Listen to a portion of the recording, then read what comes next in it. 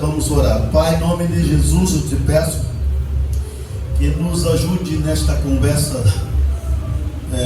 do teu reino, da tua palavra, não demorada, não conclusiva, mas parcialmente dita. Fale conosco, por favor, ó Espírito Santo, que os demônios sejam amarrados e a unção de transformação seja liberada para teu louvor. Amém? Antes de começar a falar, eu estava olhando aqui, senti falta de um menino, mas eu acho que é ele que está ali de óculos. É o meu amigo vascaíno, com a sua namorada vascaína. Falei, cadê aquele menino fera da guitarra? Ali. Bom, queridos, nós vamos conversar com vocês sobre uma verdade que poucos de vocês sabem. Verdade essa que vincula a questão de resposta de oração. E dentro das revelações que a gente acompanha, eu alcancei algumas verdades de Deus que nos faz saber que até nos céus ainda as orações são contínuas, e também nos céus as orações são respondidas. Isso quer dizer que os desejos, eles não são desenvolvidos em Deus apenas aqui na terra, eles também são desenvolvidos no céu. Até porque esses dias, lá quando eu estava agora lá em Honduras, um jovem me perguntou, disse, como é que é o céu, apóstolo, que o senhor já foi no céu tantas vezes? E eu comecei a falar um pouquinho com ele, como era o céu, fazendo entender que no céu as pessoas não estão inertes, as pessoas não estão dormindo. Nos céus as pessoas estão acordadas e há uma graça reveladora, conscientizadora, porque as pessoas, quando partem dessa terra, chegam no céu, você conhece naturalmente quem foi Abraão, Isaac, Jacó, quem foi Débora. Naturalmente a mentalidade é aberta e você conhece as pessoas e conversa naturalmente com elas. Há uma liberação de entendimento para saber essas questões, não somente nos céus de glória, no inferno também. A memória ela é aberta, diferenciada da memória da terra. O que tem a ver com isso? É só uma conversa, essa mensagem deixa para ser desenvolvida outro dia. Então, o que você precisa entender é que o mais importante de qualquer anelo, de qualquer desejo que qualquer um de nós possamos cultivar na busca em Deus, dos benefícios de Deus, é desejar a pessoa de Deus, é desejar a presença de Deus, é desejar Deus, o desejo intenso de Deus, da pessoa dele, o desejo intenso de Deus, da face dele, de ver Deus, porque quem quer ver Deus que quer maior intimidade com Deus. Se você pudesse entender a importância que há em priorizar Ele acima de qualquer coisa, a importância que há em desejá-lo acima de qualquer coisa, você encontraria benefícios inexplicáveis e incalculáveis. Porque mais do que qualquer benefício alcançado pelas buscas de clamores ou de oração, em virtude de qualquer desejo, está aí? Em virtude de qualquer desejo que você tenha, a pessoa dele, a face dele, a vida dele, a presença dele, sempre deve ser o máximo de desejo para você, a prioridade e a sua principal busca em oração, seu principal clamor, mais do que qualquer outra coisa. E quando você deseja, quando você o busca, quando você quer ver a sua face, quer ver a face da pessoa, significa entrar em comunicação, em intimidade. Diz que quando uma pessoa conversa de cabeça para baixo, ela não vai interagir um bom relacionamento. As boas conversas é de olho nos olhos, olhando na face. Isso traz maior afinidade no relacionamento, traz maior demonstração de conversação e de clareza. Por isso, desejar ver a face de Deus é um desejo maravilhoso, porque reflete exatamente ampliação à pessoa dele, ampliação do que ele é. Mas acontece que Deus, mesmo depois da sua diminuição, manifesta na sua expressão nos céus. A pessoa de Deus manifestava-se nos céus, mas no céu de glória, junto com todos os seres gloriosos e majestosos. Ninguém jamais, nenhum deles, viu a face de Deus. A face de Deus com o seu resplendor grandioso e majestoso não podia ser visto mesmo na sua diminuição. Eles podiam até ver parte longínqua, expressiva do seu corpo, mas nunca a sua face. Nos céus ninguém pôde ver a Deus, nem nenhum anjo, nem arcanjo, nem querubim, nenhum podia ver a face de Deus. Já diz um texto bíblico ou alguns paralelos, que se visse a face de Deus morria. E eu fiquei meditando nessa questão e admirado por essas verdades, mesmo sem entender porque na diminuição de Deus para os céus, eu queria saber sobre esse fato. Por que não se podia ver e como se poderia ver? E esse anelo de ver a face de Deus, esse anelo de ver Deus, de conhecer Deus, é coisa para sedentos, é coisa para famintos, porque Deus vai sempre se mover com fome e com sede. Se houver sede e fome no coração do homem ou da mulher, Deus vai ao encontro dele, seja onde quer que ele esteja, e de alguma forma Deus se revelará a essa pessoa que o deseja profundamente e intensamente. E agora então esse anelo era comum, mesmo depois que Deus cria todas as coisas do universo, galáxias, céus, terra, e nesse processo de criar o homem, e o homem tinha esse relacionamento com Deus, mas esse relacionamento diário que Deus tinha com Adão e Eva, era um relacionamento verdadeiro, presencial, mas não revelado com clareza, porque a expressão da face de Deus não era vista até então por ninguém podia ver a face de Deus. Eu não sei te explicar com muita clareza, eu sei dizer que Deus se revelava, se manifestava, conversava e saía com Adão e Eva. Não sei se ele criava uma face simples, eu acho que não, mas era assim. E logo mesmo depois que Adão e Eva pecaram, e Deus então deu a eles um direito de ser perdoado, mas não livrou eles da consequência, e agora a terra sofrendo um caos por causa do domínio de Satanás na terra, alguns homens continuaram anelando isso. Muitos buscavam isso, e a linguagem de Deus era essa: vocês não podem ver a minha face, porque se ver a minha face vocês vão morrer. Vocês não podem, ninguém suportará ver a minha face. E o homem estava um dos homens mais consagrados no Antigo Testamento, de todos eles. Todos os grandes homens e mulheres de Deus no Antigo Testamento eram muito consagrados, mas esse especial, ele teve experiências com Deus muito maiores, declaradas pelo menos nas Escrituras. O nome dele era Moisés. Qual é o nome dele?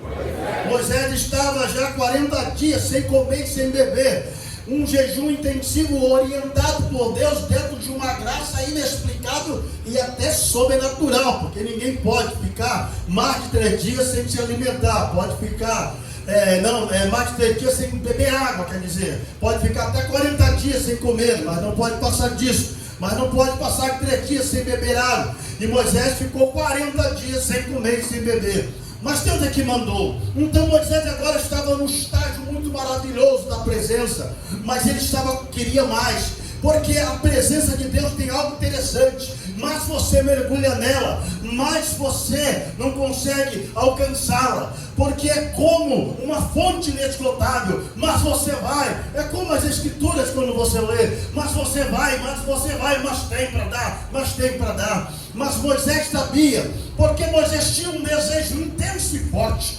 Moisés queria ver a face dele, e eles estavam tão bem relacionados lá no Monte Sinai, eles estavam tão bem juntinhos os dois, que ele disse: meu anelo mais forte é ver a sua face, eu preciso ver a sua face. Deus disse: você não pode ver a minha face. Mas preste atenção, como nós estamos muito íntimos e você está muito desejoso, porque se pergunta, como é que nós descobrimos? Os ateus não entendem isso, os socialistas não entendem isso, os materialistas não entendem isso, eles não vão entender. Eles não vão entender essa verdade das Escrituras. Então como é que pergunta? Foi uma profecia? Quem é que contou a história de todo o processo criador e criativo que é apresentado em Gênesis? Acontece que quando Moisés, que estava com muita sede, muita fome de Deus, estava com o quê? O que você precisa aprender, que quando você deseja muito Ele, e quando você consegue vê-lo em sua manifestação, você entra em dimensões extraordinárias e extravagantes. A vida de Deus, a face de Deus, a pessoa de Deus, ela, quando você alcança um pouquinho desta grandeza, Ele libera para você revelações extravagantes, sobrenaturais e bênçãos inexplicáveis e gloriosas. Porque quem consegue tê-lo, quem consegue vê-lo, vai desfrutar de verdades que pouquíssima gente vai desfrutar. Mas este homem chamado Moisés, ele estava com muita fome e sede de Deus. E então o Senhor disse: olha, eu vou passar pela rocha. Olha aquela rocha ali, mete a cabeça na flecha da rocha. Eu vou passar, você vai me ver passar rapidamente pelas costas. Tomara que você consiga me ver. Moisés estava com muita fome e sede da face de Deus. Moisés estava com o quê? Ele estava com o quê? Oxalá que esta geração alcance esse mesmo anelo e esse mesmo desejo para desfrutar do que nunca desfrutou e alcançar do que nunca alcançou. Ah, meu Deus, que lindo esse momento. E quando Moisés ficou olhando, Deus passou descosta. Deus passou como? E quando Deus passou, porque quando você vê Deus, mesmo pelas costas, você entra na dimensão de Deus. Você, quando consegue ver Deus, você entra na dimensão de Deus. E as revelações são claras. O poder da onisciência te é revelado e da graça te é manifesto. Você está aí? Amém. Estou correndo um pouquinho, não estou? Mas está acompanhando? Mais ou menos. Tudo bem. Aí então Moisés olhou, e quando Moisés entrou dentro dessa dimensão, ao ver as costas de Deus, ele penetrou na revelação do passado de Deus. Quando ele entrou no passado de Deus, Moisés viajou em um nível extravagante, glorioso e celeste, e viu Deus dos céus soprando com força, e todos os seres angelicais sendo criados. Moisés ficou maravilhado. E então ele viu Deus se manifestando e dando ordem para o universo e dizendo com a sua boca: haja, e todas as coisas começaram a ser criado, sol, luas, estrelas, e tudo Deus foi constituindo através da liberação da palavra. Deus foi falando e Moisés lá assistindo de camarim, tremendo na verdade, porque quando ele viu as costas de Deus, ele entrou no passado de Deus. E quando ele entrou no passado de Deus, então ele começou a ver: no princípio criou Deus o céu e a terra, e Deus disse: haja luz, e houve luz. E ele foi observando cada detalhe do processo da criação, entrando no passado de Deus e vendo cada coisa que Deus fez. Deus criou todos os animais, todos os vegetais e todas as coisas lindas e maravilhosas. E ele foi observando, e no sexto dia, a Bíblia diz que Moisés ficou olhando e vendo Deus criar o ser humano de uma forma gloriosa. E ele, maravilhado, foi assistindo todo aquele plano da criação, porque ele entrou na grande revelação de Deus. Quando ele viu Deus pelas costas, alcançou o passado longínquo e a revelação presente e manifesta, e trouxe para nós essa verdade. Isso é maravilhoso, isso é glorioso, isso é majestoso. Mas não foi Moisés só que tinha sede e fome de Deus. Não foi Moisés só que queria ver a face de Deus. Todos eles queriam ver, mas intensamente. Moisés então cumpriu todo o seu legado na terra. e Deus o levou para o céu. Mas no céu ele continuou com muita sede de Deus. Ele começou a olhar e não podia ver a face de Deus. Deus estava num lugar longínquo, refletia a sua imagem, a sua manifestação. Como canta o hino, o que é que os anjos veem? O que é que os anjos veem que os fazem se prostrar nos céus por causa da sua grande majestade? Moisés então está lá nos céus, e no céu está todo mundo vivo. No céu está como, irmãos? Está todo mundo acordado. Eu amo os céus, irmãos, não posso pedir, senão ele me levanta. Mas o céu é maravilhoso. Então ele está lá conversando, e conversa com um, conversa com o outro. Aí começaram ele bater um papo, e falou: você sabe, rapaz, se tem uma coisa que eu queria tanto ver na terra, era a face de Deus.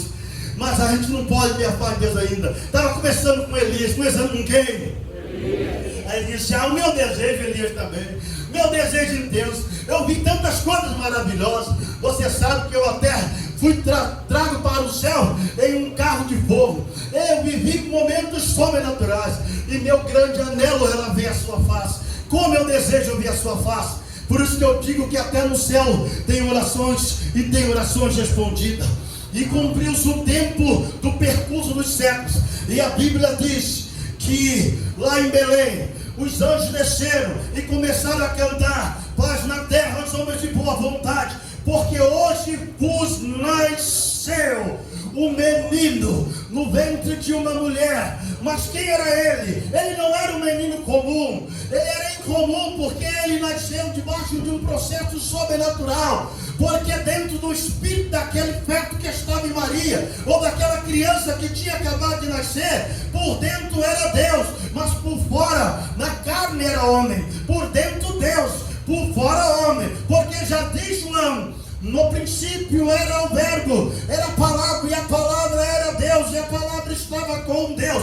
A palavra era Deus, a palavra era Deus, a palavra era Deus. E ele fez todas as coisas. E a Bíblia então diz que o Deus eterno estava aqui na terra, porque tomou forma humana. Então a face daquela criança, e a face depois dele ter crescido já com seus 30 anos de idade, a face não era a face de um homem simples, mas refletia a face de Deus, porque por dentro era Deus.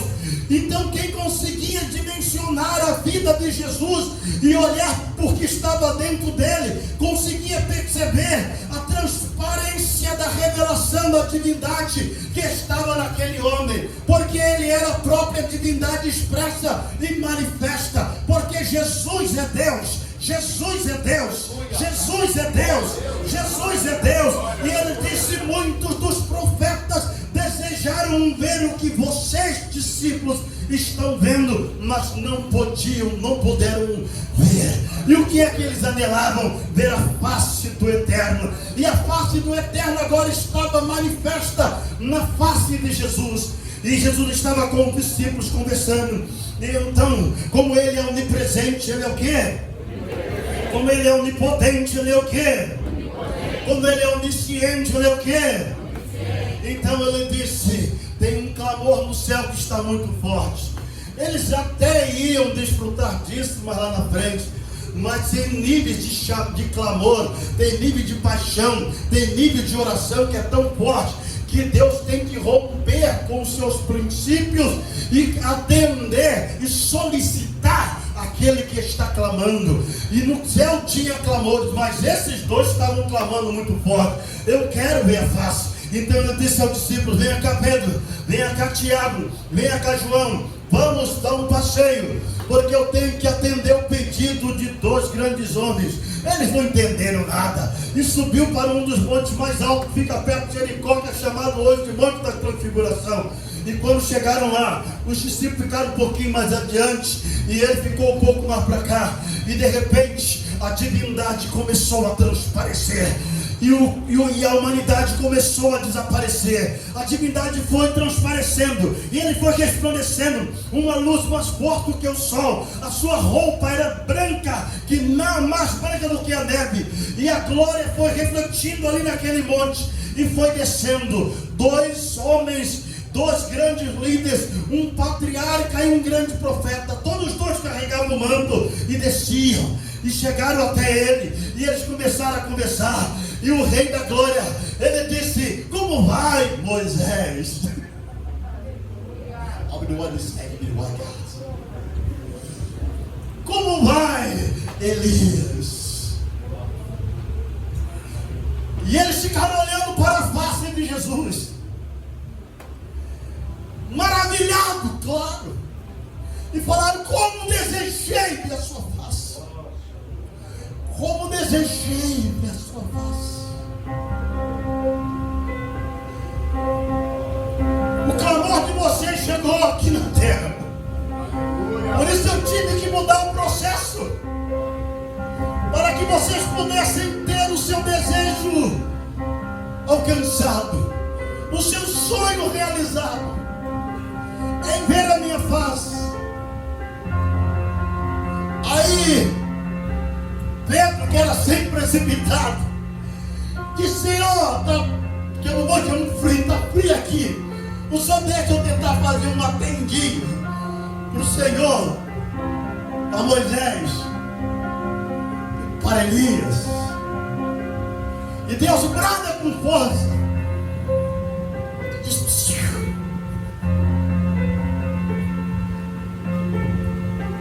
este é o meu filho amado, este é a minha própria revelação, este sou eu mesmo. A ele ouvi. E Moisés e Elias alegremente retornam para o céu. Você está aí?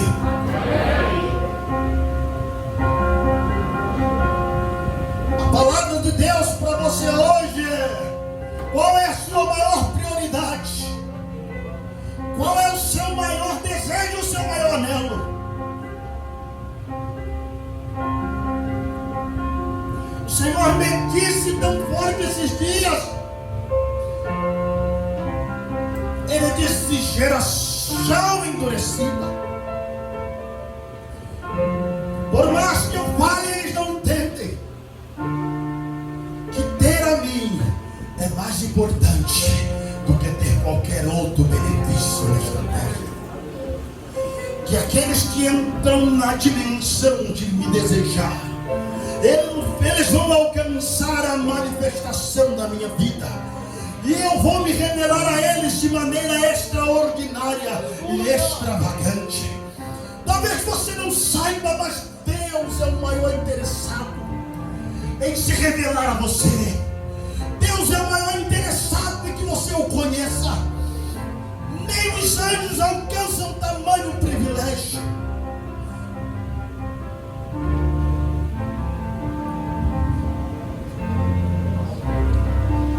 Mas quando você consegue vê-lo, sua vida nunca mais será a mesma.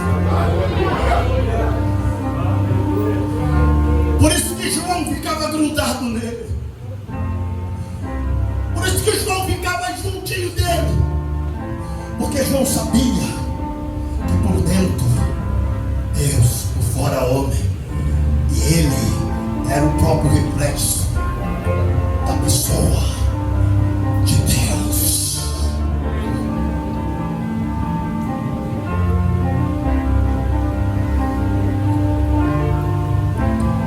João amava cultivar a presença de Jesus. João amava ser cheio do Espírito Santo. João amava se relacionar com Jesus. João viu Jesus encarnado, viu Jesus glorificado, mas havia uma outra dimensão de glorificação que ele não havia visto.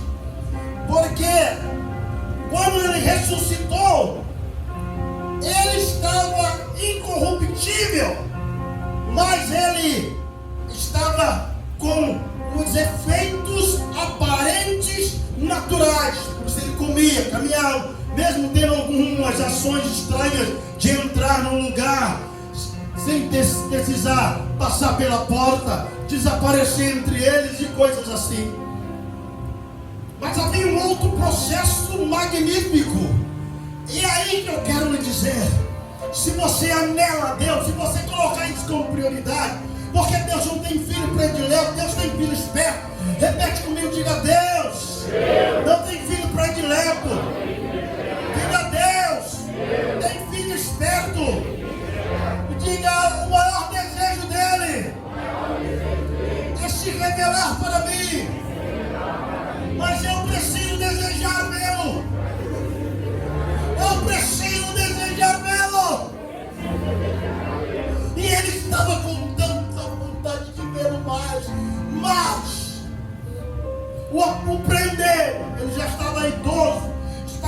ilha de Pátimo. As prisões não atrapalharam. Os crentes hoje, qualquer bobagem, já não querem mais estar na igreja, já não querem mais buscar. Qualquer bobagem já te deixa desanimado. Crente de metivela.